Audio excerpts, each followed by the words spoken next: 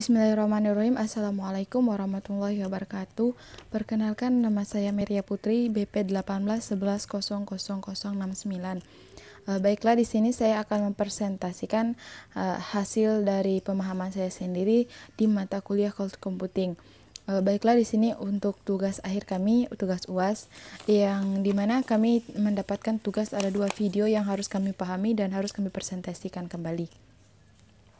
Untuk yang pertama yaitu di pertemuan 11 tentang manajemen service proses. Di mana sebelumnya saya jelaskan terlebih dahulu. Pada modul ini kita akan membahas mengenai layanan berkaitan dengan komputasi di AWS. Bagian pertama pada modul ini membahas deskripsi pengertian dalam menjelaskan lebih dalam mengenai layanan komputasi di AWS, yaitu Amazon EC2, Betstel, dan ECS.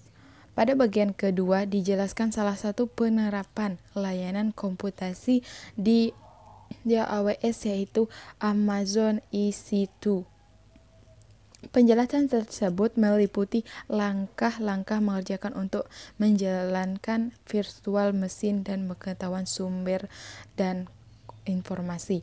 Untuk selanjutnya yaitu hands on, memiliki ada empat hands on materi komputasi di AWS itu ada 4. Yang pertama Amazon EC2, yang kedua AWS Elastic Betstal, yang ketiga Lambda, yang keempat ECS.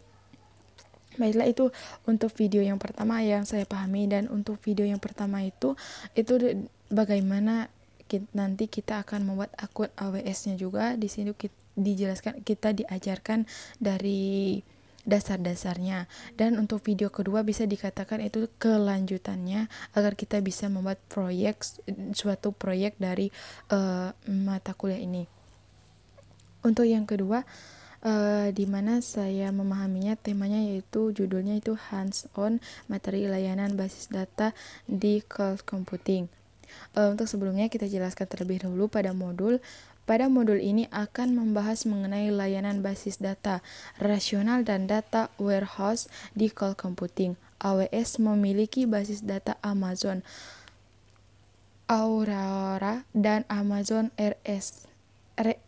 RDS yang kompatibel dengan basis data rasional seperti MySQL, di mana dulu di semester dulu kami juga pernah menggunakan MySQL. Di waktu itu kami masih kuliah offline, di mana di labor, dan mudah dipahami juga, beda dengan kondisi pada zaman sekarang. Untuk ada lagi sama kayak MariaDB, kami juga pernah mempelajarinya di semester lalu, dan Oracle juga pernah dan sekarang masih menggunakannya. SQL Server AWS, di mana AWS juga memiliki layanan Amazon untuk data warehouse. Untuk selanjutnya itu tentang konsul AWS, di mana dalam video tersebut yang sudah saya pahami tentang konsul AWS. Hands-on terdiri dari 3 bagian, di mana ada bagian pertamanya, bagian kedua, dan bagian ketiga.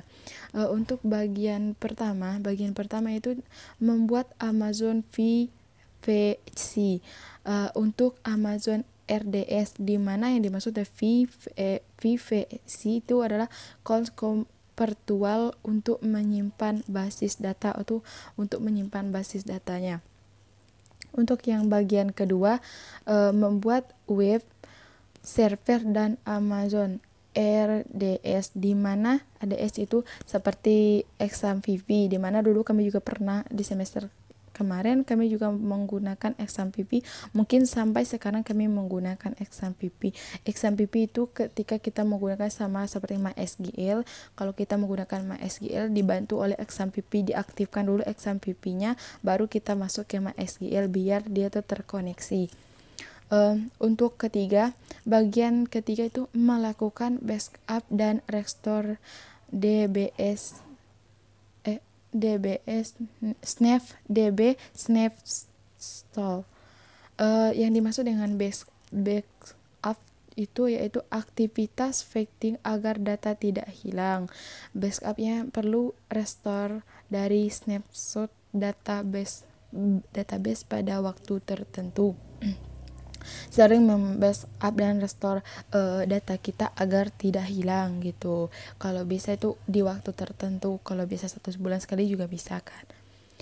Dimana di materi yang kedua ini, di video yang kedua ini, kita untuk panduan kita untuk agar bisa membuat suatu proyek, dikarenakan di mata kuliah ini pada pertemuan terakhir itu harus ada hasil dari pemahaman selama semester itu, seperti itu untuk membangun proyek baru di sistem informasi.